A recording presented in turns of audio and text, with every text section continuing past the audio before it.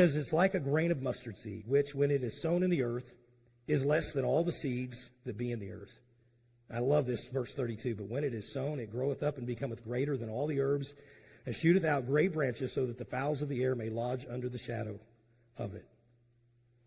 You see, because spreading the gospel does sometimes seem overwhelming, and you may go years of fruitlessness as you've tried to plant the seeds of the gospel, it can be discouraging. A lot of people just kind of give up. Or we try to change what needs to be done.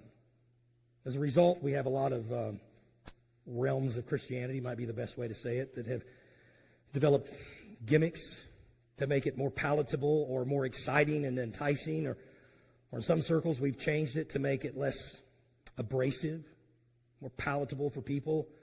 The point is this: the gospel doesn't need any modification. Do you understand that? It's not outdated. It doesn't need to be tweaked.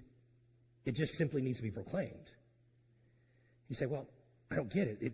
How does it work then? How does it multiply? Well, Jesus explains the mystery of how it grows.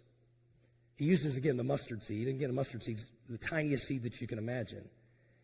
And sometimes, again, I hope this makes sense. Sometimes we look at something like that, and we're like, man, there's just nothing here to work with. I mean, I thought about trying to find a mustard seed, but I realized I can't really see without my bifocals, so I probably wouldn't be able to find it, and you wouldn't be able to see it from here anyway. But just imagine this little bitty grain of sand. Doesn't make sense that could produce the largest of all the herbs. It doesn't make sense, humanly speaking.